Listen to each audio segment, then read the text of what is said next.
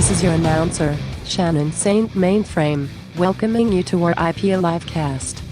I would like to honor Robert Passavini for his courage in podcasting today while his people are under attack. What? Iran? No. I was referring to the price of lube lately. It's a hate crime. But also Iran, I guess. Our IP Livecast starts now. Well, you know, lube prices are linked to the price of oil, so it's tough out there. Welcome to our IP Livecast. And a bunch of people are about to get fucked, so. Oh, that's inappropriate. Talking about mass scale destruction here. Yeah. Can't that. What are you doing over there? Rob has a very specific kink. We are breaking news, folks. We are at war. I'm sorry, no, we are at major combat operations. That's the phrase good. now, to avoid saying the term war, because you actually need congressional approval for war. Nothing like waking up to go piss at like 4 a.m. and checking Twitter. Saying, Why do you check Twitter when you get out? That's gonna wake you up. You got to just go piss as a zombie and then. Well, it was like to be fair, it was a pee poop. It was a pee poop. I had to. I had been. Shit's coming out of your dick hole. No, it's both. I said you got to sit down on the that's different. throne. And then seeing that we're at war, and it's like, oh, great. Cool. Oh, nice. Seeing the statement from our president about the military operation, and it's just, ugh. I mean, they've basically been saying this for a week that this was going to happen, right? Were we just hoping that it was bullshit? Yeah, I guess. I mean, I knew something was up once the news started coming out that they were telling folks at the Israeli embassies to like get the fuck out of there, and if you can leave, do it now. That doesn't seem like an alert that they send lightly. Yeah. We have some of Trump's statement, by the way. I don't know if I pulled this audio. Vagina. Oh yeah, that was him in the war room for sure. It's so surreal to see, whenever we do one of these stupid like misadventures or whatever, they show him behind the podium with no reporters. It's like a pre-tape, and he's just like, the gravity of the situation. Like he's trying to be, serious Trump, and it's so. You can always tell when he's reading somebody else's material. Yeah. Yes. Exactly. Iran is awful. Iran is really bad. I feel like they dumb it down for his voice. Yeah. Like they dumb it down for the Trump voice a little, but it's still a speechwriter. Yeah. Yeah. Also, like I like the dark lighting. Yeah. The overhead spotlight. This is White a serious moment. Baseball hat, not red. You got to get rid of the not red. a MAGA. Yeah. He's trying to be a uniter. Not a divider. Very, very. Yeah. Why even wear the hat? I don't understand. You're probably right, Sid, that it's like a symbolic to be like, I'm not just talking to my supporters. I'm talking to all Americans. But also they got him up so early, he probably didn't have time to do his hair regimen. Oh, you're so right. That's because this what this time went, I have to do this? Fuck. Yeah, this went out at like 4 a.m. Yeah. 2:44 Can a.m. it wait? Can it wait Eastern. until 9? And also, I think, something to me that's so funny that like Trump always launches a war on a Friday night because he doesn't want to affect the stock market. Yeah. Isn't that a political thing in general, that they do like things that might get heavily critiqued on a Friday, so it gets buried? Yeah, 100%. Trump especially, yeah. Well, I think with this in particular, yeah, like I think also he was worried about, like for example, when Russia declared war on Ukraine, the markets like nearly crashed. Like it was a huge tumble. Oh, so I remember. They are trying to avoid that. So it's a little considerate. A little considerate of Americans' finance. Probably his own, let's be honest. Comrade Trump. Yeah. Yes, thank you, sir. Thank you. What a great American. I did it specifically for Passavini. Yeah. That's the one place he ad-libbed in that script with the white hat. Shout out to Rob. Oh, Is he going to help your relatives immigrate to America now, or something? Yeah, Are I they gonna don't have think to stay so. with I don't you? know. I'm not sure. Do you have room in your apartment? Oh, In boy. my apartment, no. No, stay the fuck Maybe my there. dad's apartment. Go to my dad's place. Find a bomb shelter. We ain't taking Well, your no, ass. I have cousins in L.A. and they have way more room than we do. They have a house, so you can go And there. they- Last time you hung out with them. The weather is more temperature appropriate based on where they're Wow. from. You know, Wow. Is that true? Iran is not like fucking no, like, it's seasonal. the It's desert seasonal. or anything. Yeah. It is. Sorry, you made me lose my train of thought with that horrible comment. Are they? I'm allowed. Are they? I'm kidding. Are they closer to your Native Iranian, your Native Iranian family members, the people that live in LA, or are it's the same? Are they closer? Like, are they more in touch with them? I think they're more in touch. Yes, because definitely. They have more connection to people around. Like if we want to send money to our family in Iran, we do it through our cousins in LA because I guess it's just like kind of like a barter thing where they'll like go give the money to someone who lives in LA and then he calls someone in Iran and is like, yeah, they gave it to me. You can give the family them something like that. Okay. Gonna have fucking FBI Cash Patel knocking on my door now. Like, you doing what? I guess it's more of a CIA thing than FBI. FBI is domestic. Do you visit them when you're in LA? When you go to LA? No, I'm not really close with them. My dad Aw. is just the most antisocial person in the world. So I didn't even know anything about my fucking heritage, my Persian heritage, until You're an adult person now. You could reach out to these people it out yourself. myself. Yeah, that's true. No, too busy hanging out with Dan Ozzie and Tommy. It's just awkward. I don't know. Like I haven't seen them since I was a kid, so it's not at the top of my mind. I don't know. Do you like follow them on social media? Do you know like what they're up to and stuff? Do they seem like people you would get along with? Well, so it's interesting because there's like a weird age gap. So my cousin is closer in age to my dad than to me. Like he's like 10 years, a generation younger than my dad, but like 1 or 2 generations older than me. And then his children are closer to my age. So I would be closer to my second cousins. And like, we don't really have much in common. So I don't really keep that much in touch with them. It's sad. It's a bummer. I got to tell you, I had 2 aunts I've spoken about that died at a very old age, 104 and 97. And they lived right near me and they adored me. I loved going over there when I was a little kid. And then my like late teens and 20s, I fell into didn't consciously think this, but it was like, I don't need to go over there. Like, come on. I'm moving in a different direction. You know what I mean? Like I'm getting older and I so regret that. I hate myself, my younger self for doing that. They were so fucking cool. And I didn't reconnect with them until they were like older, way older. And I was being called, like the first couple of times I was like called over there because one of them fell down or something. And I went over there and I was like, they're so fucking cool. Like I wasted so much time I could have had with them, you know? And like, I was great to reconnect with them though. Kind of undid my stupidity, but you shouldn't be forced into it. Go do it. They're probably cool Pasabinis out there. Yeah. I want to. I keep telling my dad, I really want to arrange a trip to like Istanbul or something where we could meet all the people from Iran.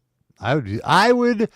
Do you understand what I'm suggesting here? Like this is something my sister's even tried. Like I am willing to suffer through international travel with my parents. But like right now, that's fucking probably customs. That's probably not going to happen anytime soon because of currently. But you could take a trip to LA with your dad to meet those people. That's very easy.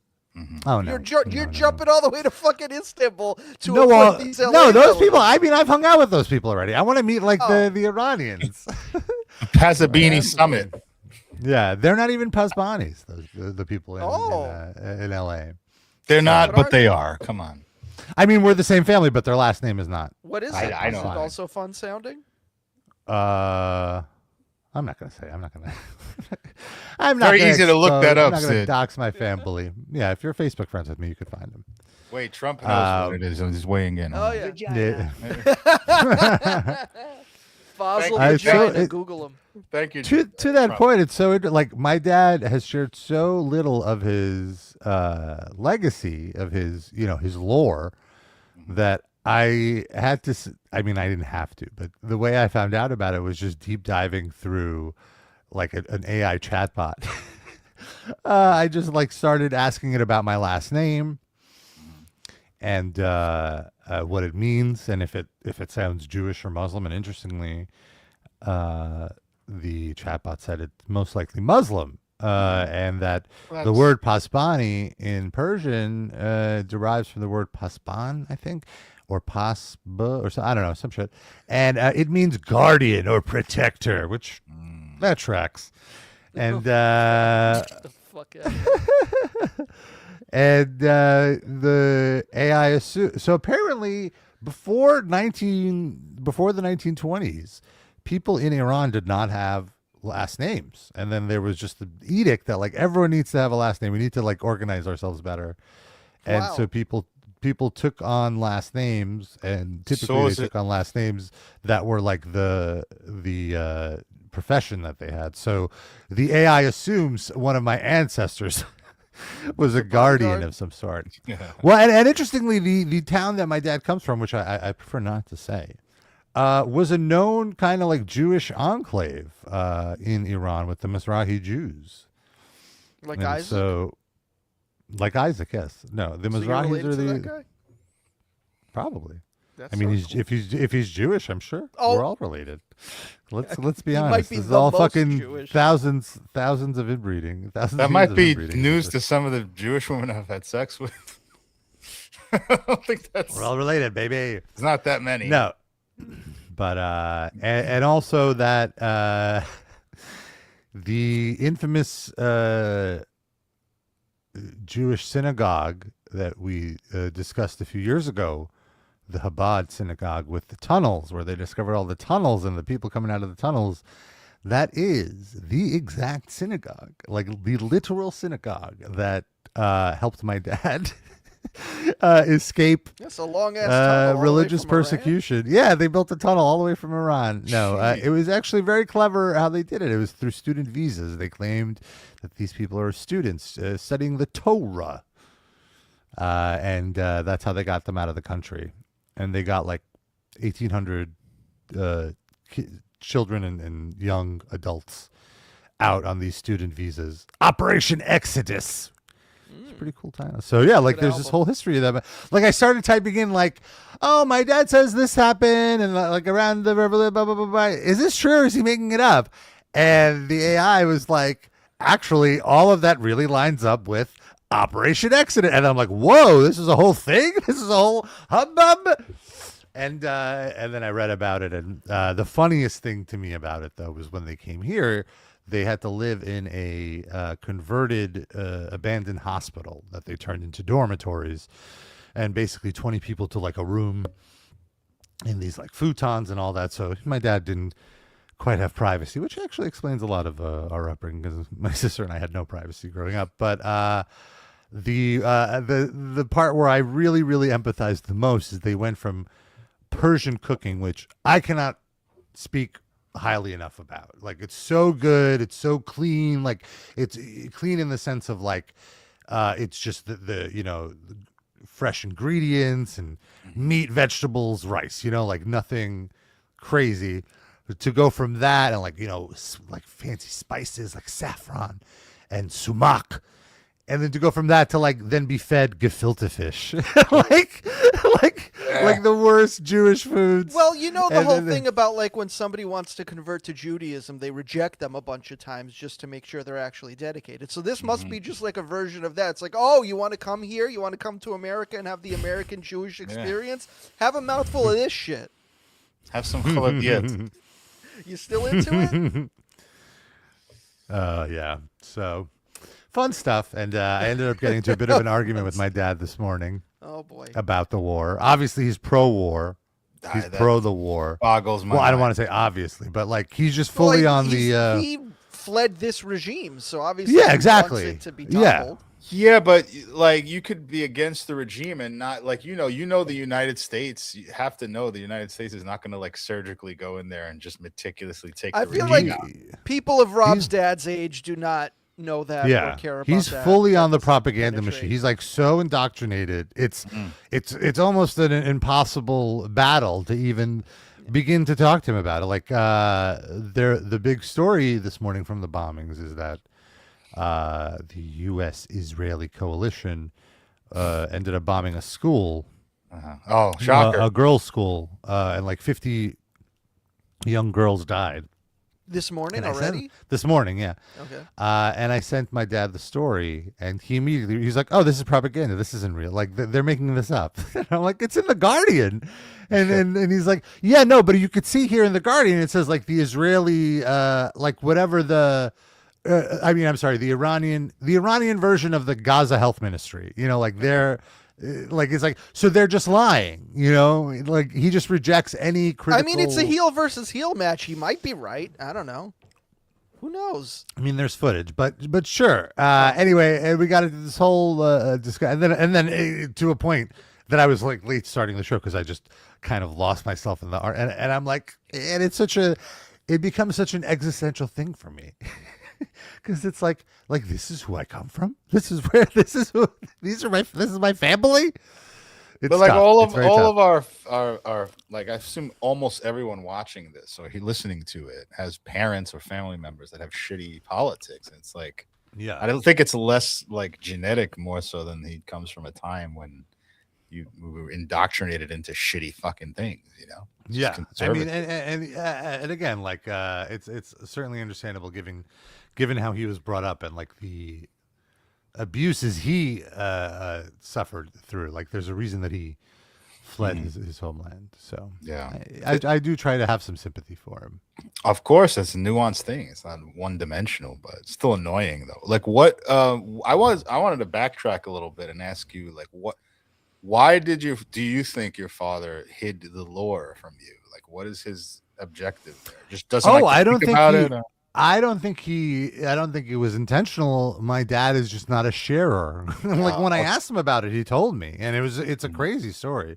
Wow. Basically the rabbi came to their synagogue and was just like, "Hey, if there's any people under this age and you want to leave the country before the revolution starts, just come to the airport tomorrow with $500 or whatever the money was, and we'll get you out of here."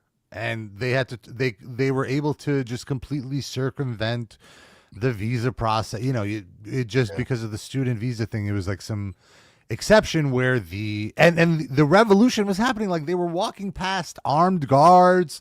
Crazy. I can't even imagine it as like a 24-year-old, 23-year-old.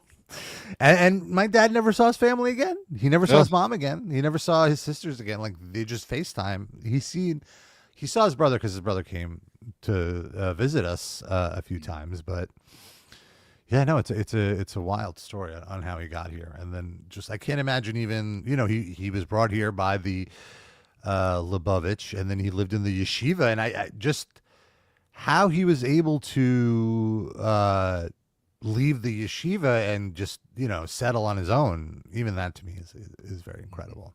You had to live on gefilte fish for those first 2 months. First touch and go. Yeah, I'm sure they helped him with the job. I believe he worked in like a factory for an Orthodox Jew, and then I guess he made enough money where he could move out with some of his friends or something like that, and eventually met my mom, and they made me, baby. He worked in the mezuzah factory. Something like that. I think he made the factory was like it was a factory. It wasn't for mezuzahs, but it was like some sort of decorations. It was like, Wow. He made like some sort of tzitzits. I guess pretty close, huh? yeah. I guess Jews don't make all that much stuff. I mean, it was just they were like very tacky kind of Right. like spreadable, like origami kind of things. Oh, okay. Origami. Yeah. Well, it's hard to explain. Like I could show it to you. It's like these vinyl decorations that you could like expand and like become like a Christmas decor, like a snowflake. Like it opens up into a snowflake or something like that. Listen, Snowflake. I'm just gonna make these titsis over here. Then we're gonna eat some nice tabbouleh. I can go for some tabbouleh. Never Really had quick, since the Olympics are over, I wanted to share this quick clip from a Olympics of years past. Oh. Which I think it'll come across on audio, even if you don't. But this is a skier who I believe crotches himself. Oh no! And so, and the sound will come across on audio. So here we go.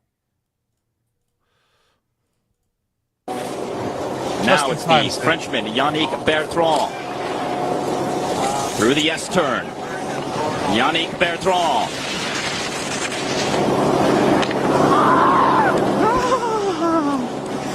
Oh, the gate to the groin for Yannick Bertrand, and you could hear it. You could hear it. And Let's go back. Is that's not put in like later with ADR? No, the first one is the performer, is the skier, and the second one is the announcer, I think. Oh. Like having second like the is the announcer, but the first yelp is definitely the skier. Wow, he really felt that, huh? Yeah. I mean, going at that velocity. No, I meant the announcer. What was that, Darren? Sorry. I meant the announcer felt it. Oh yeah. Oh yeah. I mean, I felt that. Does this not happen all the time though in skiing? Do they not wear cups? Who knows? Let me tell you something. As someone who does wear a cup and has been hit in the cup, it still fucking hurts. The idea is you wear the cup so that you don't sustain a major injury to your working parts, and that is true. But it's literally almost no difference in pain. But I feel like every time I watch this kind of an event, they're always like making physical contact with these poles and stuff. So this must happen fairly often, I would guess. Yeah. Maybe he just has a weird sounding whimper. Like it's the guy. Oh no. He sounds like Stewart from Mad TV. Oh no. I mean, if he didn't before, he will after this. So. Why do you have to put these gates in here? It doesn't make any sense. I don't want to get in the ball. Let me just do it. Let me just ski straight down the hill.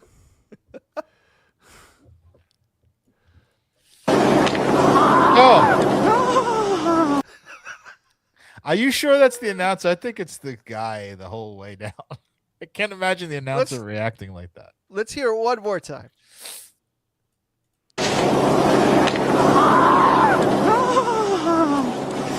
Oh, the gate to the groin for Yannick Bertrand, and you. He's too back to the normal announcer voice too quick. Oh, there's a replay. Hold on, let's hear the replay. It doesn't sound like either of them. It sounds like a third person doing that. Yeah, that's why I said it was ADR. Like someone is height. Someone heights HD on YouTube says maybe. Yeah. Maybe whoever filmed the clip. No, this looks just like a capture, like a video capture. It doesn't look like someone's taping their screen. Okay. Heights HD writes, almost sounds like the Wilhelm scream. I hear it. That's what I thought too. And you could feel it. Wow. Watch this again. I don't want to watch it. Oh, the Frenchman. Oh, monsieur. Oh, monsieur. Wow, the boys took a beating on that. The boys took a beating on that one. All-time clip.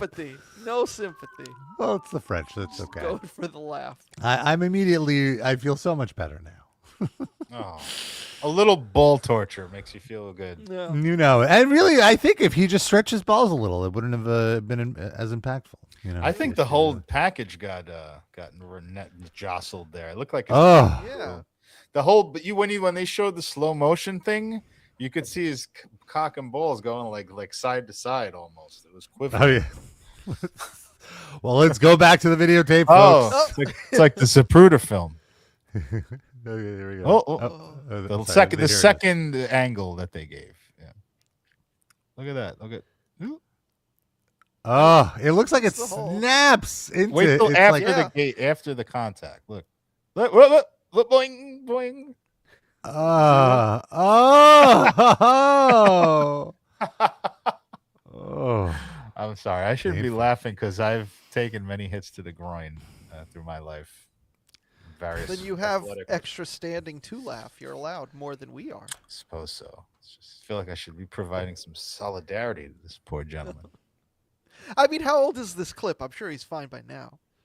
I don't know. Maybe Yeah. he's at the penis doctor that we saw on our Patreon. Oh no! Fix You things. don't want to make the dick bigger. It's just more to hit. Yeah.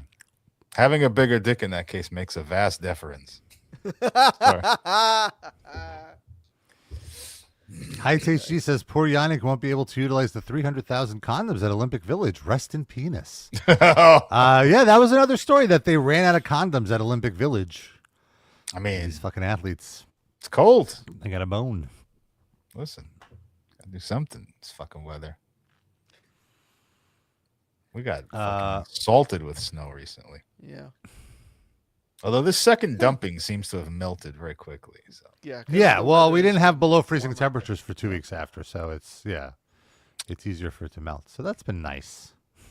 But thank this you, has been. fucking Dr. Mr. G over here. What the fuck is I mean, it's explaining something how I'm very snow conscious works. of. I don't like the snow. I'm over the snow. I'm over the season. It's terrible. But, I hate winter. it is objectively the worst winter we've had in quite a long time. And just by the numbers don't lie. Yeah. Earlier this week, though, despite the weather, Sid and I left the house. I mean, we left our own house. We weren't in the same house. Quick Man each Cummins left says our it's house. 75 here in California. Shut dare you, up. To be fair, it's like Okay. 85 in my apartment. They heat this place. I'm sweating every fucking day. They overheat our building. Me too. Same thing. I have I the hate- opposite. I hate when people do that thing, like especially Floridians. Not so much California. When people in Florida go like, "Oh, it's 80 degrees in my neighborhood," and I'm like, "Yeah, but like you have the one thing that Florida has over New York, and everything else is horrible. So Yeah. fuck off." Also, if you've been to Florida specifically in the springtime, it is unbearable. The fucking humidity puts New York to shame. You can't breathe. Oh, I was there So- in June once. It was the worst. It was the worst. Worse than Vegas, because Vegas is dry at least. Yeah. I just don't get it with those places just because you can't even be outside for more than 2 minutes no matter what. You I know, mean, they like get that's used the to it. I think that, like for a tourist, maybe, but I feel like people from there, it's not as big. I of don't a deal. know. It's just not made for human consumption. My opinion. Well, you could Yeah. say that people that live there are subhuman. Oh well, a whole sidebar. But California is much different. I love the weather there, but Yeah. It's not as gross. But yeah, so we left the house. We actually saw our former Livecast co-host, Noah. She was in town. She was producing a show for comedian Eric Andre, a lovely fella. And we were, She's his we hung podcast out. Producer.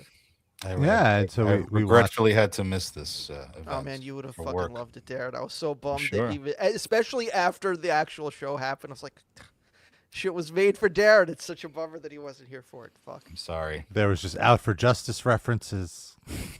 Well, There because was, Gina Gershon was the guest, and she was in that movie, so they talked about. Oh my god, I love her. She was fucking great. She was great. She was so cool. And also though, they talked about something that is like the most Livecast adjacent topic, where I was like stunned that they were talking about something that I hadn't heard of. Yeah, we were both sort of shocked that this wasn't something we'd already covered. Which is something called a balldo. Now you might be wondering, what is a balldo? Well, It's not me. I'm I'm a baldo, but I'm not a ball. Yes, because we've heard, of course, of dildos, which is a silicone usually toy made in the shape of a penis. Toy. Now there are baldos, so it's a dildo where you tuck your balls into it and you could fuck someone with your balls. And I was very confused by this, and Eric Andre was just like, "Oh yeah, look it up, Baldo, Baldo," and I was like, "What?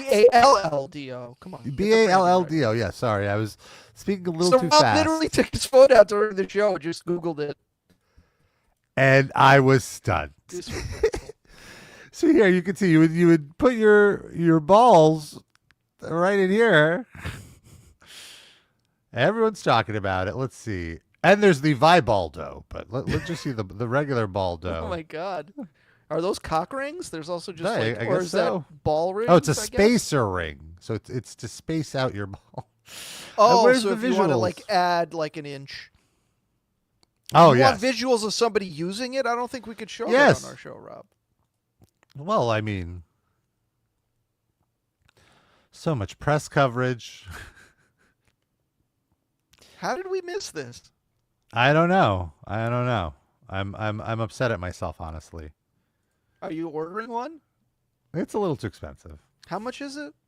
Oh, a vibrating ring, $70. That's not bad. Wait, and that's for the vibrating one. How much is it for the non-vibrating? $63. Yeah, there you go.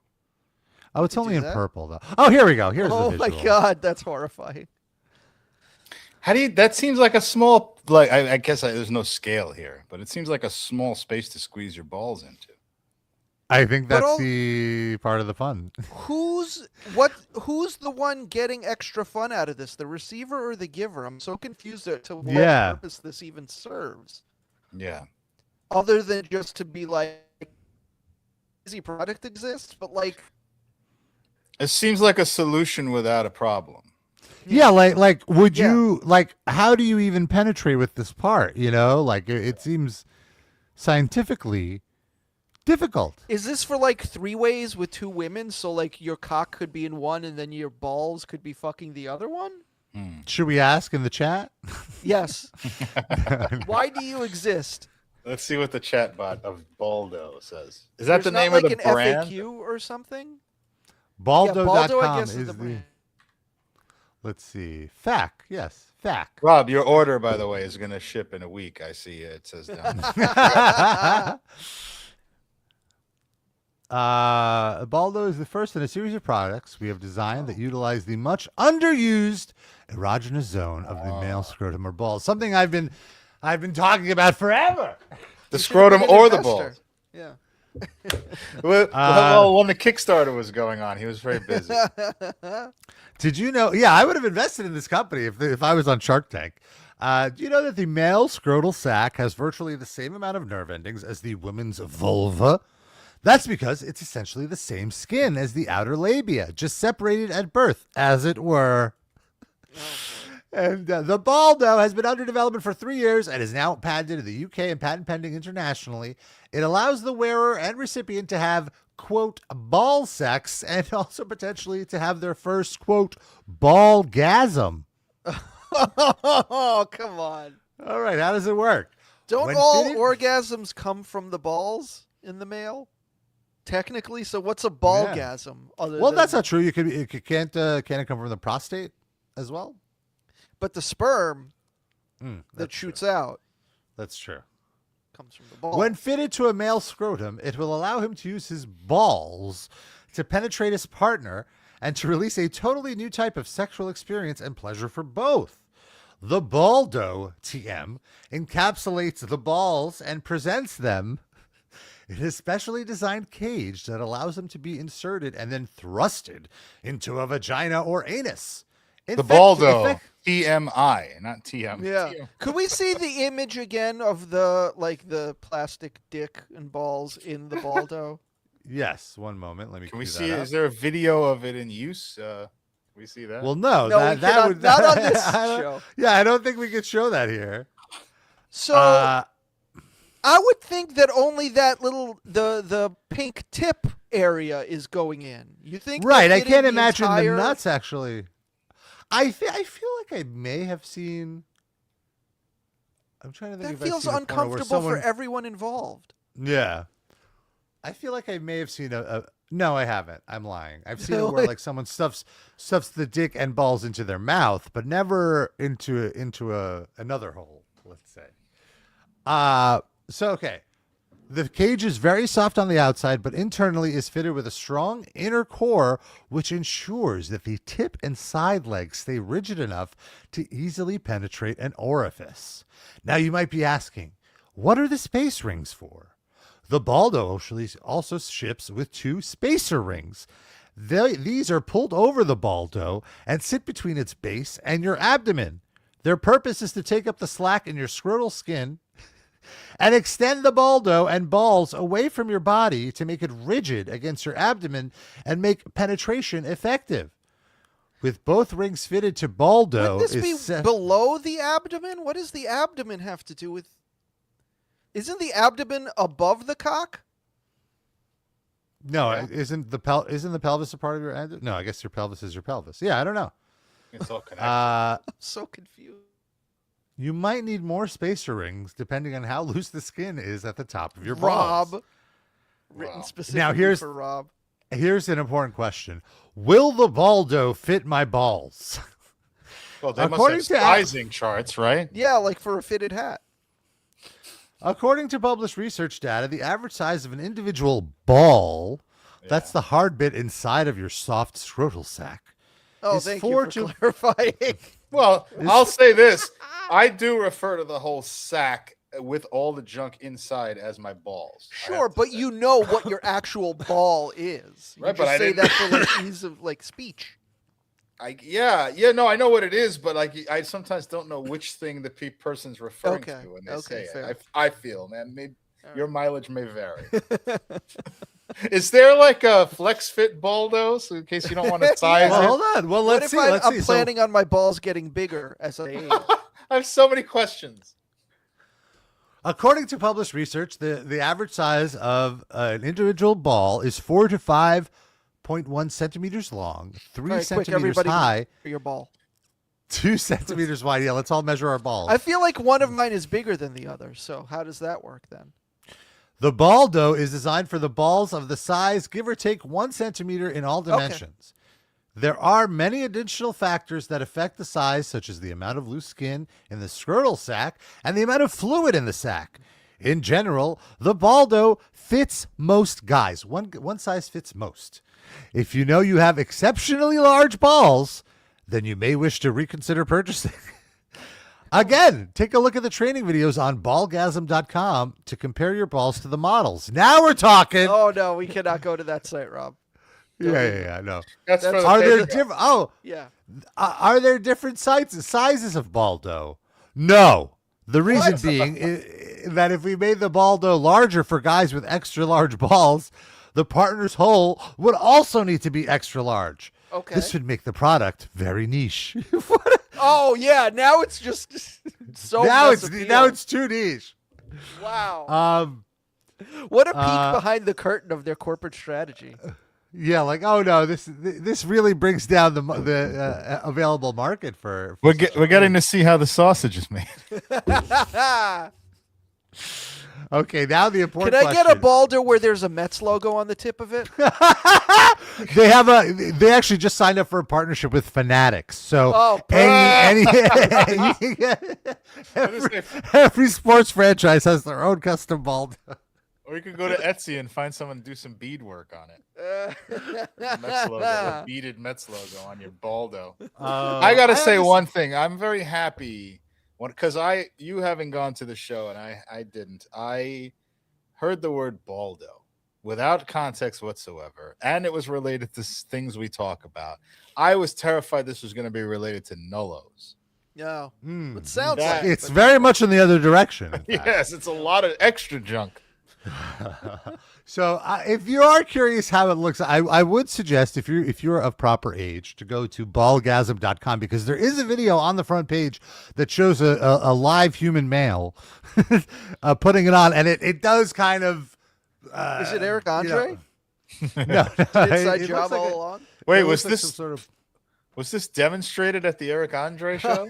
No, No, they he just talked about it. Well, if you really want to know about this, you could tune into our next Patreon, become a Patreon subscriber. Yeah, I'll put it on. Yeah, because we will definitely. Rob's volunteer. I just meant we're going to show the male. Oh, we'll show the doing ballgasm. it. Yeah. But if you want to, go ahead. I'm not. But no, I do want to. One of the questions in the FAQ is, what is a ballgasm? I think this is very important. We need to understand the lingo. Sure. And so Baldo says, in case you don't know ballgasms. You don't know ball is good. Well, what is a ballgasm? For the wearer, once inside, thrusting comes instinctively and bizarrely feels like normal sex. However, the sensation is very deep and unusual because your balls are inside someone and you're actually penetrating with them. The sensation can trigger what we at Nadgers Inc. have turned. Wow, their company is called Nadgers, Nadgerz. Oh, that's unfortunate.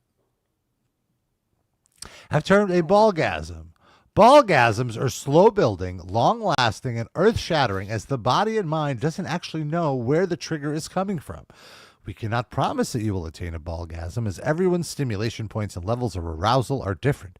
However, we have had ballgasms reported in the major media, such as Cosmopolitan and Girly Juice. For the partner, the balldo is a natural, nice, thick, and filling. It's 2 inches in diameter, so it'll be slightly bigger than most are used to.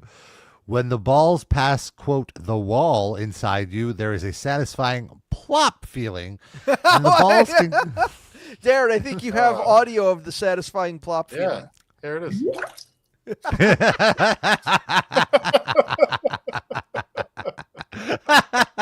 It can be clearly felt locking into the anus or vagina, kind of like a butt plug. Oh, okay.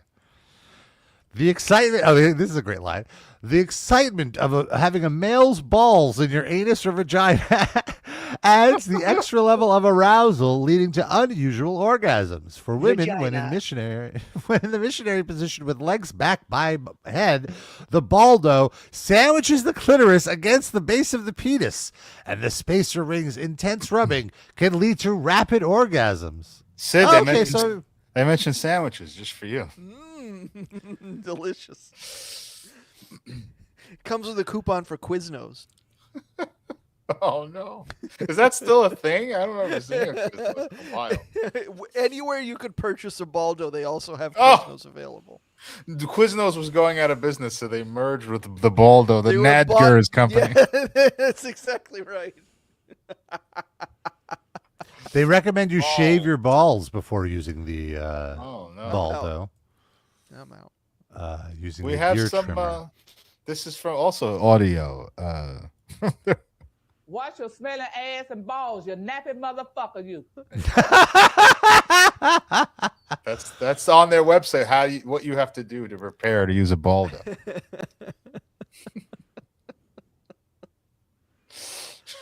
Oh my God! So it was a very, very fun taping. The podcast is called Bombing with Eric Andre, by the way, if you want to check it out. But it was absolutely besides obviously seeing Noah, it's always great to see Noah. I love Noah. It was totally worth it just to learn about the baldo. This was such a gift. So thank you, Eric. My snaps. And Rob sort of booked the entire show. Other than Gina Gershon, every other person involved in the show was hooked up by Rob. How? Who were they? True. Are we allowed to break the kayfabe of bombing with Eric Andre on our podcast? Oh yeah. Oh, I was gonna say. No, it's fine. I mean the show. But I guess it didn't air yet, so the joke isn't. Yeah, let's wait. But essentially, Noah wanted help casting a few people on the show.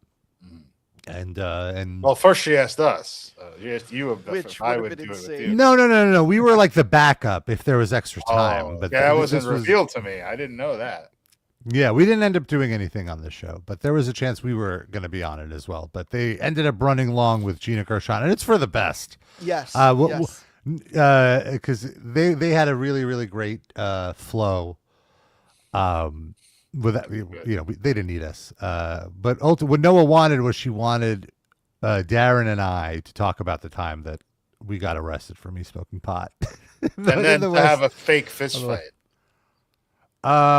We'll have an argument, not a fist fight. Oh. The fist fight was something else. But I envisioned it as a fist fight. So. Oh my! Oh that's my what you were hoping for. Latent rage. 20 years ago. No, that is actually 20 years ago. This summer, by the way.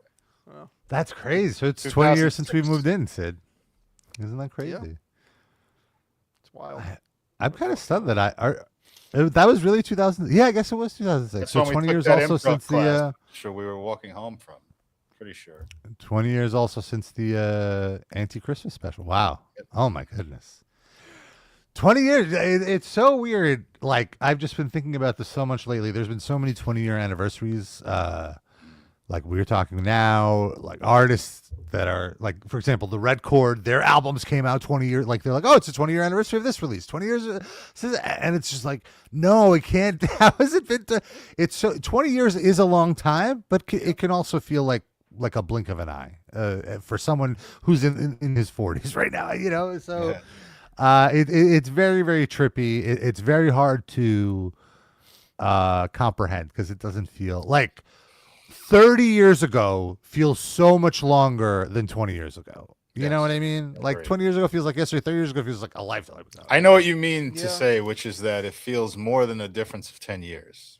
Yes, exactly. That's what I'm trying to say. Yes, thank you. I have a little anecdote that I remember this so vividly. This is from 30 years ago and more. It was my best friend in the early 90s. We were best friends like 5-7 years, whatever. Drifted apart at some point. He said one like quotation that floats in my mind all the time. He was talking about he was babysitting his nephew who was like, I don't know, 4 or something. And this is in the mid 90s. And he goes, I just can't process the fact that someone born after 1990 can walk around and form thoughts and have a conversation with me.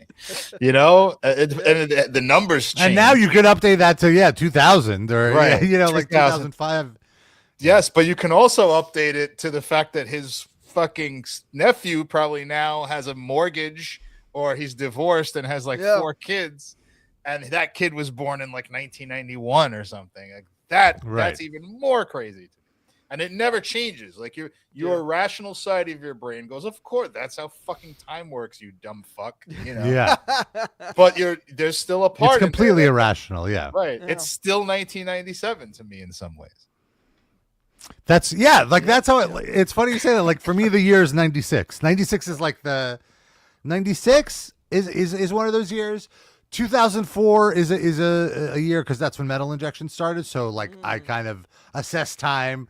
Like when people are born after 2004, I'm like, you're younger than Metal Injection. like I can't process this. That's your child. You know? Yeah, that's my exactly. Yeah. 2004, and then let's see, like in the 10s, what would the year be for me? That was like the big year, probably like 2016. But 2004 is the big one. So the further we get from that, and 96 now is 30 years, which is to make yourself feel better. You could replace it with the year the Stunner started.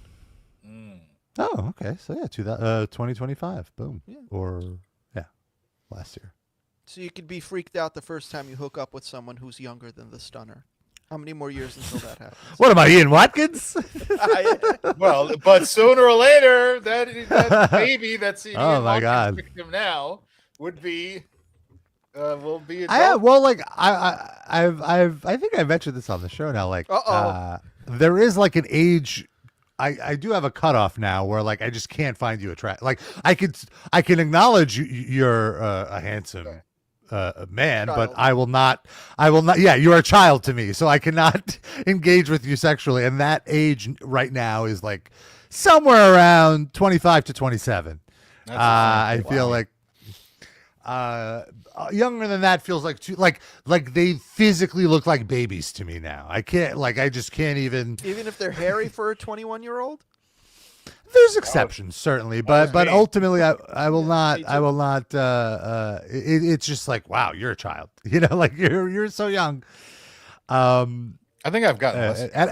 And so I'm curious. So what I'm saying is like I'm curious is as I get older, will that number get higher, or is it just going to be? I think it's probably like sociological more than anything. Like you don't find those guys any less attractive. You're just getting less and less in common with them. So that's going to apply again when you're 50 and they're like 35. You probably have that Right, same right. gap. That's what happened to me because like 4 or 5 years ago, I dated a girl that was like 22. And she turned 23 while we were talking. But it was like over the course of 6 months. And everything was great. Like there was literally nothing fucking it up whatsoever. And it just didn't work. That's the first time that ever happened to me. I've had things not work clearly and blow up, but never just from being definitively who we are was the problem. You know what I mean? Mm-hmm. Like that convinced me, like, don't talk to girls under 25 anymore. Because like it's not everything can be perfect. Desire can be there on both parties, and it's just it probably won't work out. It was just too much of a generation gap. She's great. She's a wonderful person. Just it's not feasible. That makes sense. I don't even approach that angle anymore. Like I don't even like try to talk to, or if there's some kind of vibe there with someone that's like 23, I'm just like, nope, not gonna happen. Not gonna that. Not gonna that. Well, let's shift gears. We're talking about war. So of course I want to bring up David D Rainman.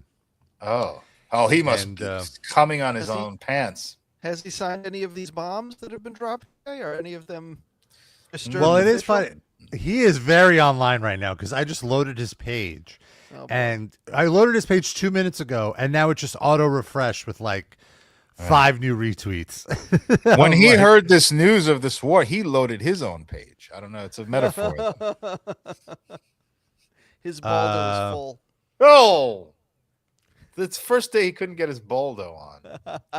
There's so much war juice in there.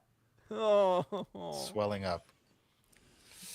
He's sharing some really, really weird. I mean, we don't even need to acknowledge it, but pick a couple. Couple just this very weird AI video of Tucker Carlson crying. it's Cougar, like and Ilhan Omar. I guess this woman is. I don't even know. Like, yeah, it is. Doesn't the button say that? Sort of. Yeah. Like, but yeah. But she might be an Elon supporter, though. Yeah, it could be a supporter of Elon. Who knows? Who's the blonde lady supposed to be? Is that Megyn Kelly? Who's that? So no, Megyn Kelly. I think it would be before the war. Oh, that's Anna Casper from TYT. Anna, what's her name? Anna Kasparian. Oh, Sid. By the way, it doesn't look anything like her. Okay. You may not know who the guy from third from the left was there. Oh yeah. So, I was Young going to Turks say guy. I might have to step in and put the Sid hat on and correct Rob's butchering of his name. Oh, because it's Cenk Uygur. And you it's Cenk. Oh, I always say Sink. Well, I never actually. But you said his last name wrong too. I think. Okay, yeah. I've never said it. I've never said it out loud. I'm not a Be careful with how you Rob say that guy. first name. I'm not a pick on Rob guy, but I feel like Sid, you would have wanted me to be enlisted. That I've ever heard that guy's name said out loud either. I've seen it written, and I think I know how to pronounce that, but it was definitely not the way it is correct. Well, you're welcome. So I just want to say, so like you can see, he's posting all of this war propaganda, like Iran fucked around and found out, blah blah blah blah blah. A few days after the Super Bowl. Which, as you remember, we were off, so we missed so much great Super Bowl coverage. But I did want to acknowledge this, which there was all this division. There was the Republican answer to the Super Bowl with Kid Rock that they absolutely fucking biffed the broadcast, and either he was really bad at lip syncing or the audio was so out of sync that it looked like he was lip syncing. Either way, they should be embarrassed. Yeah. But the point is, after all of this, David Rainman proposed, why can't we all, like, he basically proposed, why can't we do a music festival where we all get along? The guy who fucking side bombs. Because of you, shithead. Nobody likes you. Yeah. So let me just read this dumb fucking gaslighting message from this fucking idiot. Here's a radical, in quotes, idea. Let me say that again. Here's a radical idea. Music should be a bridge between all people. Parentheses, except Muslims. No, he didn't say that.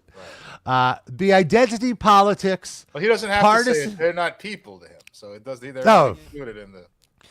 Identity politics, partisan garbage, and division need to stop. I challenge any organization out there. Why don't you do it, Mr. Millionaire?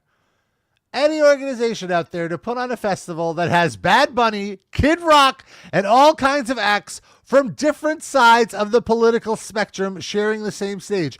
Yeah, that's called a festival. That's called any festival. Like, what are you talking about? Like, everyone agrees politically on every festival? Like, what are you saying, David D Rainman? You're saying the woke mob has taken over concert promotion. He goes, everyone can showcase their respective cultures and backgrounds, except for Muslims. Fuse musical talents together, perform together, celebrate together. Oof, celebrate You life almost together. vomited from referring to Kid Rock's musical talents. Yeah, puke together. This is all disinformation. Yeah. Celebrate life together. And then this is in all caps. Push back against this darkness together. It can be an opportunity to share and appreciate the respective cultures that gave birth to each artist's unique form of entertainment. Music can unite people like nothing else in creation. It's beyond time we remember that. Now let me retweet some more bombs falling on Iran. Jesus Christ. I like that we have a theme week going here because we've had 2 stories about a baldo. Yeah, exactly. Oh, and somebody, God bless him, replied to him, or actually did not reply to him. They replied to a Loudwire article about this. And then David D. Rainman must have vanity searched. Wow. Because he found it and replied. Because he's not even tagged in this tweet here. I'll share this. This is from the fine folks at the PRP.com are doing this research. So as you can see, this is clearly a burner or something going like replying to Loudwire. David, let me sight another missile before it blows up Palestine. Drayman wants to talk about unity. I mean, got him there. And then instead, what I love here is he's already responded to another person criticizing him for signing the bomb. And rather than repost it, he just took a screenshot so that he could now, after vanity searching, just give the same stockpiled response, which is, I'd write, quote, fuck Hamas, Hamas, on every single piece of military equipment in existence if it meant actually eradicating the cancer and the plagues both the Israeli and the Palestinian people. Oh, the cancer that plagues both the Israeli and Palestinian people. Palestinian children deserve better life than where they are taught to hate from the day they are born, unlike Israelis, and where their mother's greatest pride is for their child to be martyred as a human shield in their genocidal war against Jews. Not at all racist. All mothers want their fucking kids to be martyred by the Jews. He hit all the greatest hits there. Yeah. Oy vey. Israeli propaganda. Wow. Our official statement, oy vey. Yeah, seriously. Fucking classic Dave. Ugh. Classic Drain Man. He's just mad because his band isn't getting booked on as many fests as he used to. Should just tour with Kid Rock. Have Yeah. unity. The problem is that any festival that's big enough to get Bad Bunny is too big to have Kid Rock. Right. So I mean, it that's just a big, financially wouldn't work. that's what's so funny about the Super Bowl thing is that like you were underscoring how irrelevant you are by the fact that Kid Rock is the best you can get, and Kid Rock is literally, I think, the best you can get. It's not even like he's the only one they go to. Like, oh, why can't we? Like, and nobody Like, even he's- likes Kid Rock anymore. right. But that's the asterisk is that he is still pretty popular with extremely old people. Like he's you know what I mean? He's a known guy. He's not any good. No one under 50 likes him. Yeah. But he's bigger than anyone else they can get. Yeah. Which And is that just always the way with like right-wing celebrities. Like Right. Scott Baio is a huge deal because Yep. he admits to being a Republican, so they'll prop him up. Or Tim James Allen. Woods. Yeah. James Woods, clearly a The talented fucking guy. My but- Pillow guy. well, he's not a talented guy. He's There's talented that at one pillows, I guess. What about the ShamWow guy? We'll see how an election goes, maybe. They're bombing your kids with the ShamWow guy. Oh. All right. Let's ShamWow see. guy just wants to protect kids' testicles so they could one day go into a baldo. He probably is an investor in that product. You know, it is a ShamWow-ish. It's like the mashup of ShamWow and sex. Exactly right. Like Though a you probably, weird- also you could just use a ShamWow to wipe up cum. That's true too. So Sure, that's already. sure. Yeah. Rob, have you ever done that? Wiped up I've a never wet used spot a with sh- ShamWow. No, I've never used the ShamWow. We should do an absorbency test. Just squirt, take some Bounty and clean up half the cum, and take the ShamWow and clean up the other half of the cum. You'd use Bounty, not Brawny. I'm a Bounty aficionado. I just I'm feel all like about for Bounty. gay sex cum, Brawny is more on brand. That's Brawny true. isn't it's not as absorbent. But it's got a bear on the fucking logo. No, does it? I thought it Isn't has it like a the lumberjack. mustachy dude? Yeah, that's a bear. Oh, a bear. Oh, yeah, I thought like you a meant- no. 'cause there are products that have like the Charmin thing is a bear. No, That's why I I meant went to a a little. I'm sorry. I'm so out of touch with the gay community. I apologize. Rob, apologize. you're failing. You're Oh, failing. wow, big they- time. To our LGBT audience. I'm What about stunned. to our They changed- LGBT co-host? You don't apologize. Fuck to him. Who cares? I'm shocked they got rid of the brawny. There's like a new brawny guy. He's even more Barrett. Like this is yeah. the brawny man I remember. Right. But this is like the Yeah. current brawny And guy. we talked about this one. Oh, he looks like one of the Property Brothers. I could see that. Yeah, an like AI on steroids. jacked Yeah. Property Brother. Yeah. Oh, I like these squares they have. This is next level from the Selecta size. Maybe I need to switch. Promo code. Terra Livecast. Square. Brawny just sucks, though. It's like Scott. Yeah, they're Tishby not good. brand of- It's Yeah. just terrible. I agree. F tier. I'm So, about pick Bounty and I'm all about Charmin. Those are my brands. I And live I- in a Viva household. No. Viva. Signature cloth. I feel I'm usually very skeptical of the most known and widely distributed brand, but I feel that in paper towels and toilet paper, it is the correct choice to use Charmin and I'm Cottonelle and Viva. what's the Cottonelle is toilet good, paper? too. Oh, Cottonelle. Cottonelle, Okay. I think I had a falling out with Cottonelle many years ago. Oh no. It changed the formula. Like it wasn't. It's so overnight almost. I felt it became rougher on your tuchus. I like a little bit of roughness. I don't want it to feel like That's fair. like I'm wiping on a cloud. Totally I fair. want to know that I'm doing some work down there. I used to swear by the Cottonelle. I would try to convert. I was a fucking acolyte. I would You go to other proselytize people's to people. houses and shame them if it wasn't Cottonelle in the bathroom. I'm not quite that far, but like if toilet paper came up in a conversation, I would go into hard sell mode. Now, have you ever, and this isn't a brand specific thing, this is a different kind of choice, but like, you know how like when you put the toilet paper on the dispenser, you either Yes. have it with it coming over the top or under from the bottom? Mhm. The Over roll? the top. Over the Yes, I am the same. Have you ever gone to someone's house where they had it the other way and you corrected it for them when you were in the top. bathroom? Yes. It's I same. wouldn't do it now, but I have done it when I was a younger, more brash individual. People are sociopaths. What are you doing? You can't. I go to Lonnie's house sometimes, and I don't know.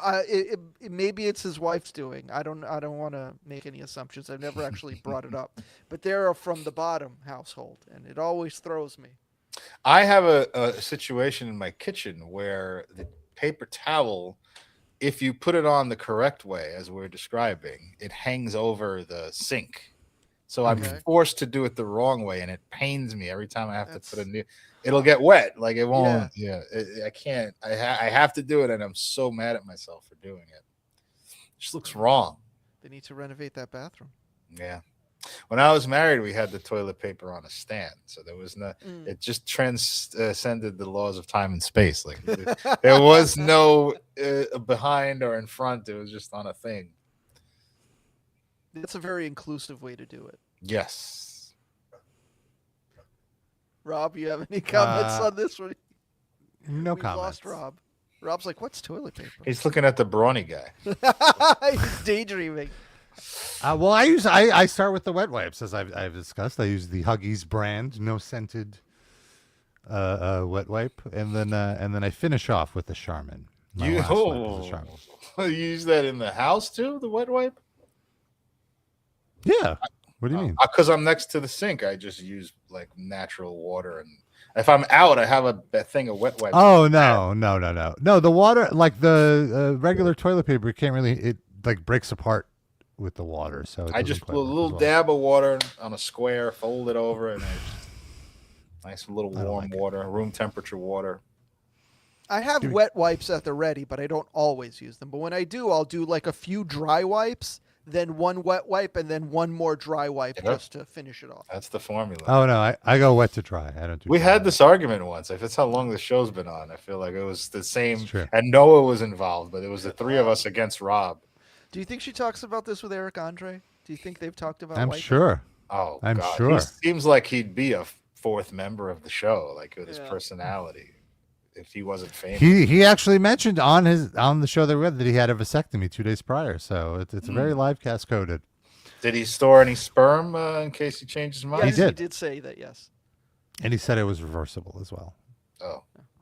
Is he making Noah hold the sperm until he needs it? Like in her mouth? That I don't know. In her mouth, like in her freezer. I was gonna say, Jesus.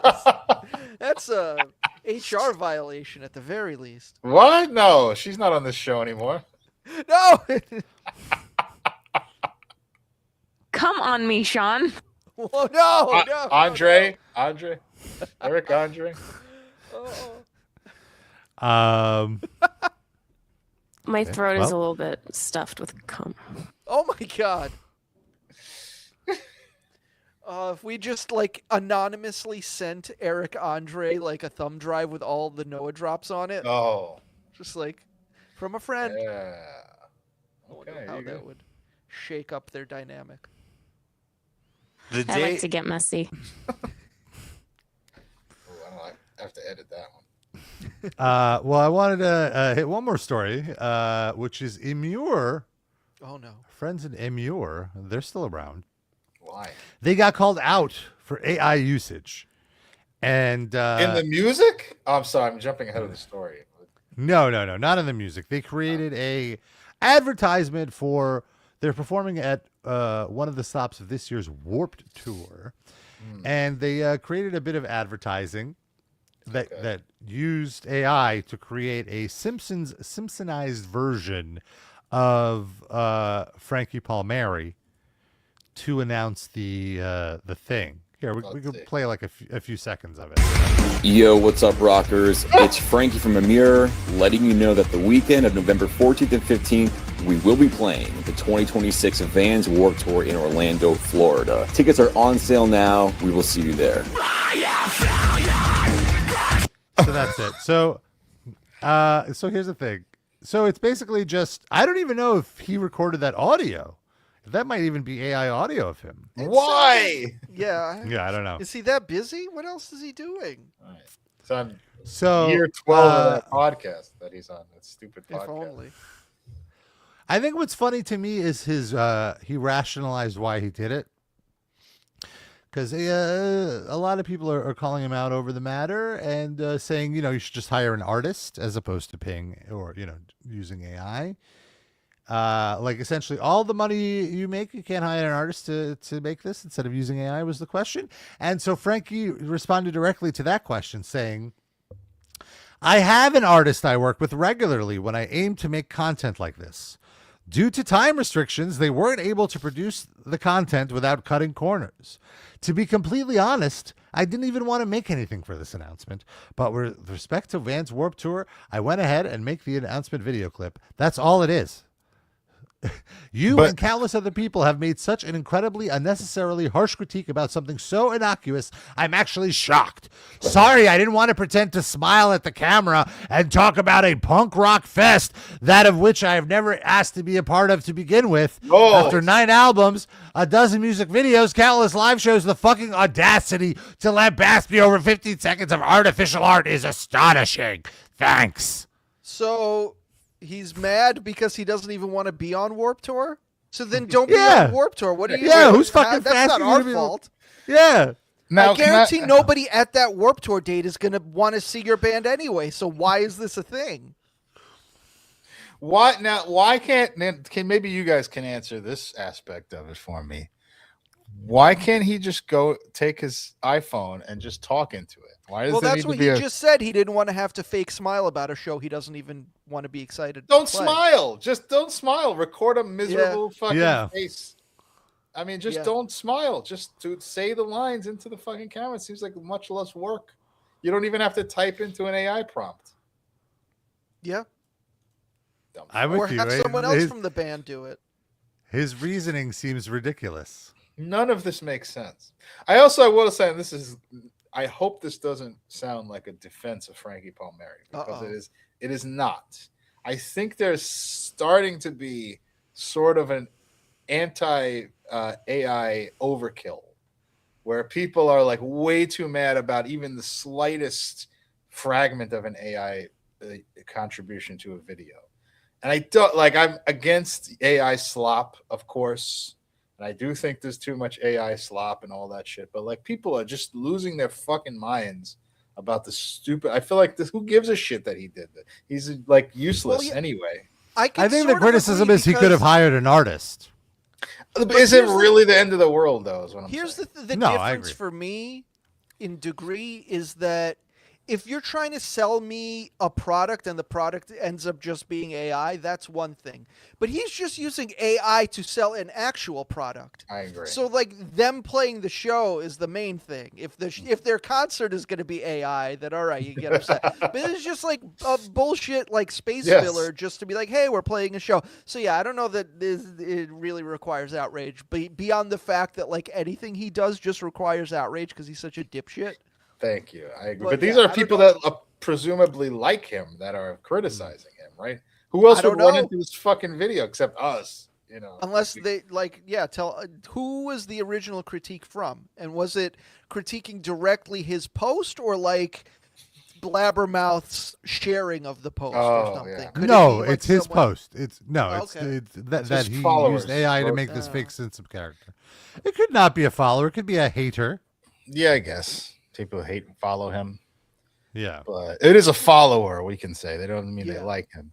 But I do think I am a fan of AI being used as a tool. Like we were discussing those Sora wrestling videos last week. Like if there's some creativity, I'm not, you know what I mean? It's like fine. It's just Rob spent half the show talking about getting information about his dad's immigration from AI. So Rob's using it. Rob, you could have talked to an immigration lawyer. How dare you? Yeah, you're so inauthentic. Yeah. I think there's tasteful uses and then there's tasteless uses of it. And this is fine. I think we could all at least agree that the best use is for generated images of Anne Frank, right? Yeah. Like that's the peak, and then there's like levels below that are also sometimes acceptable. Mm-hmm. All right, where's that dick?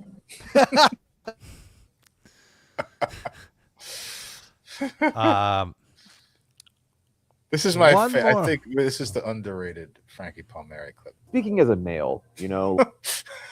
Sorry, that's it. If you say, speaking as a male, there's nothing good that can come after that. It's always going to be shitty.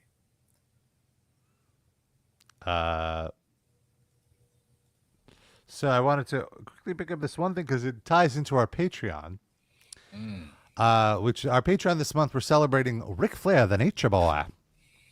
Well, celebrating may be a kind word.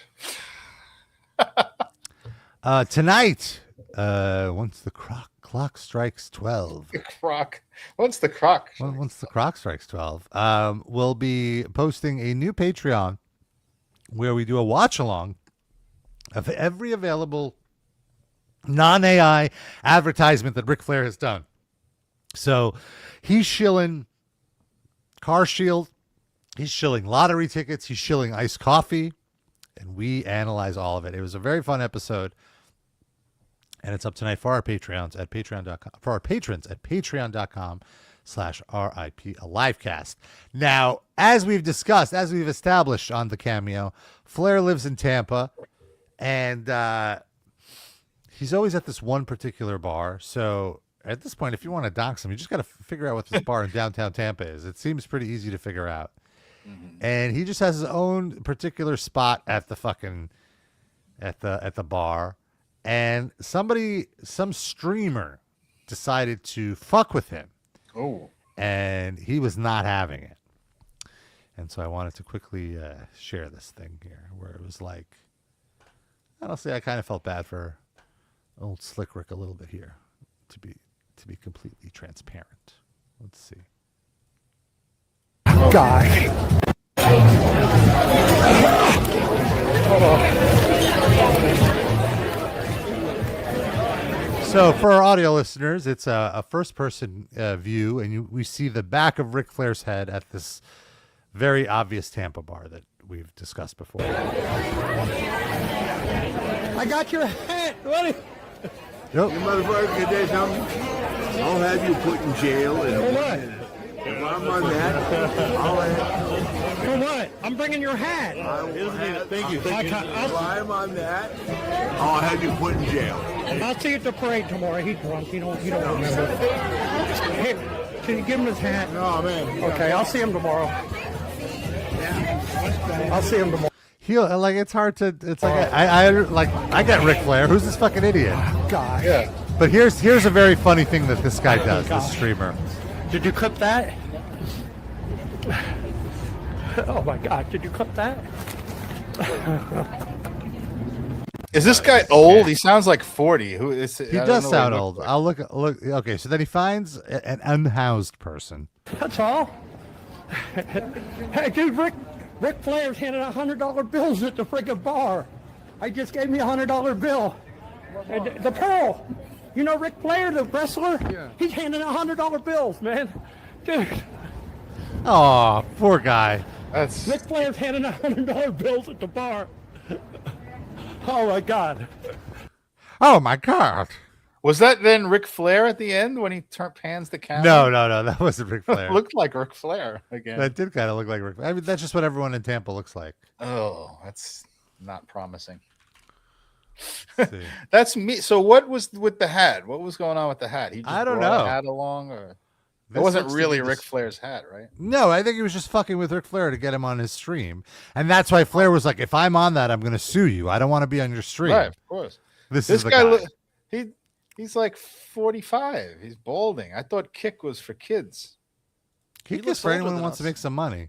Yeah, I understand, but I thought it was dominated by young people, though. Maybe I'm wrong. I'm sure it is. But I've never seen Ric Flair this upset.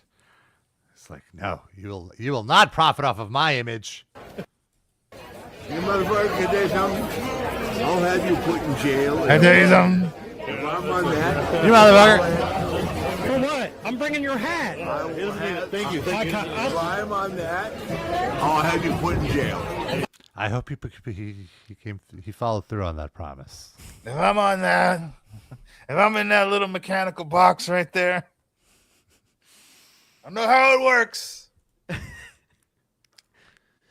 Ric Flair thinks that from behind his shoulder. Ric Flair thinks that guy just stole his soul with the photographic equipment that he was pointing at. Well, folks, let's talk about our Spotify. Each week, we each pick a song. We throw it on Spotify on a playlist called the RIP Livecast Music Break. Have a break with us. Listen to some music. You just search for RIP Livecast Music Break on Spotify. You could find it there. 971 songs, nearly 65 hours. Should we make a big deal about our 1000th song that goes on there? We have about like 10 weeks until we get there, so sure. And my pick this week, I have been diving deep into a Mel Brooks. As I've been mentioning, I've been very much into Mel Brooks. I watched his documentary, The 97-Year-Old Man. I believe that's what it's called, on HBO. It's very good. It's a 2-part documentary directed by Judd Apatow. And in general, Mel Brooks, huge influence on me. I feel like that comedy, the Borscht Belt or whatever it's called comedy, is like the basis of my sense of humor. It's kind of like what the humor of my parents was.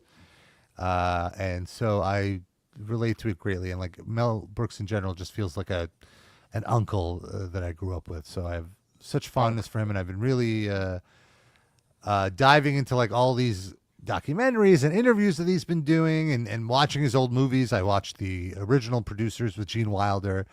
Very, very funny. Very, like, the pace of it is so different. It's crazy how movies were paced so differently in the 70s, and then they also just end. And since all the credits are up front, that's it. It's over. And so I picked a song from that movie. It's kind of the centerpiece of the whole movie, which is a big opening musical number of this show that they want to bomb intentionally. They want to write the worst show ever. Yes, Sydney. Just to clarify, the link you sent me, I think, is for the Matthew Broderick remake. Yes, movie. yes, it's fine. It's not. Because I couldn't find the original one version, but it holds up. But the song is "Springtime for Hitler." It's incredibly catchy, and the musical number is so hilarious and so inappropriate. At one point, there's like these kind of Rockettes that are dressed in Nazi uniforms, and they dance in the formation of a swastika, doing like the Rockettes kicks, but just like it's an overhead shot, so you see their it's unreal. It's so the Busby good. Berkeley number. Busby Berkeley, thank you. Yes, I've only recently learned about that name. I'm obviously very familiar with his stuff, but I didn't realize he was responsible for that trope. But I was absolutely floored by this. And if you want to see something crazy, about a decade ago, Brooks was honored at the Kennedy Center Honors when Obama was president. And as part of it, they do a tribute to Mel Brooks. There's like a musical tribute of a bunch of songs from his movies, and they end on "Springtime for Hitler." So you see a guy portraying Hitler. You see they're hailing Hitler on stage. You wouldn't see this again until about a year ago when Elon Musk was on stage. So it's crazy. But really good stuff. And so that was my pick. Darren, what did you pick? I picked, for only the second time in the history of this podcast, I picked a Megadeth song. And I feel like it was worthy of a repeat because this is a song that relates to war and specifically being anti-war. It's from a time before Dave Mustaine went far off the right-wing deep end. He followed the same political path as Donald Trump. He was a Democrat, and I would say very libby, and then just slowly morphed into what he is today. So this song is called "Architecture of Aggression." It's from 1992, and it was about that the U.S. just attacks people indiscriminately. So I thought it was very relevant to today's events, and a great song too. Great from the peak of Megadeth. Sid. I just finished reading a book about the Go-Go's album Beauty and the Beat. And I thought to myself, we must have already put a Go-Go song on the playlist, so I'm going to have to pick something else. And then I looked, and somehow none of us have ever put a Go-Go song on the playlist. So I put one of my favorite songs from Beauty and the Beat, "This Town," as my pick. I love it. For the playlist. It's so punk rock. Great song. This town is our town. This town. Well, it's they a can little listen less to it. bubblegummy than most of their hits. Yeah. And we also have a submission. Oh, go ahead, Darren. Sorry. I was just say it's on the playlist. You don't have to sing it for them. Oh yeah, you're right. You're right. They could hear it. The better version. Might not. And we have a submission from Jander this week. He says, "I'm currently reading the revised and updated edition of Future Noir: The Making of Blade Runner, written by journalist Paul Salmon, who was commissioned to observe the making of the film. Being a lifelong fan of the cyberpunk genre, Blade Runner is one of my all-time favorite films and is a part of the holy trinity for me that is Alien, Legend, and Blade Runner. 3 films released in a row by the same director that are all in my top 10 films. All of them also being some of my favorite soundtracks. So my song choice for this week is the legendary composer Vangelis, R.I.P., with the end theme to Blade Runner." Cool. I am in a no, it is. I'm like, okay. I'm in a film noir class right now, which is called Film Noir from Proto to Neo, which is like the history of film noir and how it varies across the ages. And we're still in like 1940 right now, so because the beginning of the semester. But there's like Deep Cover is on the syllabus. with Lawrence Fishburne and like all these different nice. like sort of elements of noir and then modern filmmaking. Just a very exciting class, and I love it. Take that. This town is our town. This town is so glamorous. And I'm sure I'm no Belinda Carlisle. Show up on that in that class. All right, folks. And of course, if you want yourself a little more live casts or you want to show your support to the greatest podcast in the world, that's this one, by the way, you can, of course, join our Patreon, patreon.com/RIPLivecast. $4 a month gets you access to all of our bonus episodes. Like I said, coming up tonight, we're posting a new episode, Ric Flair commercials. We have a lot of fun, over an hour of us riffing on Ric Flair. Our previous bonus episode. What did we do this month? Oh, we did a listen along of the new Megadeth album, which is a very, very fun thing. And then last month we had a great uncomfortable. If you like the Baldo talk, you'll love last month's episode where we talk about dick filler, and we show a lot of how it's done. Can get a little spicier on the Patreon. So patreon.com/RIPLivecast, and for $8 a month. $8 a month gets you a shout out at the end of the show, which is right now. How are we doing this? Each of these people, you're going to tell us what their wiping ritual is. Okay. Well, we're going to start, of course, with Benjamin, who he stays on the toilet and goes back to front. Dan R, front to back. Shasur Sasusits, he uses wet wipes exclusively. Lando Danks, I mean, it's in the name. He likes a dank butthole. I thought you were gonna say puts butter on his rectum. Oh. So wait, what is it? What is his ritual then for a dank butthole? Just what does he do? 7 wet wipes, and he never uses a dry tissue to wipe it down. He likes it nice and moist. It's so much. I've done that sometimes in a rush, chafy. And then I don't wipe the wipe moisture off. It's so uncomfortable when you go outside. LaCroix, he actually pours seltzer down his butthole. He has like a bidet with seltzer water. It's very fancy. Mr. Schmertzler is exclusively a Scott guy. He, in fact, sometimes will not even get the Scott brand. He gets the like 25-cent 4 for $1 brand that you get at the 99-cent store that doesn't even have a name. Like, it just says tissue paper on it. 1-ply brown. One ply. It's like what you get at the elementary school. Right, the 1-ply recycled. Yeah. You don't have to splurge throughout life, but if there's one place you must splurge, it's your ass care. 100%. 100% agree. Slinky's also a bidet user, I could see. Yeshiva Rabba, he buys the same toilet paper as Schmertzler. Jander, he's using the fancy Charmin Ultra Strength brand. And Randy Blad, he goes to the Home Depot and he buys those like 30 packs so he doesn't have to refill of Charmin. So he's good. What if Folks, that's our show. What if Randy Blad pushed someone off the stage because they had noticed his ass smell from wiping incorrectly? Could have been a cover-up? Rob? I have no comment on the matter.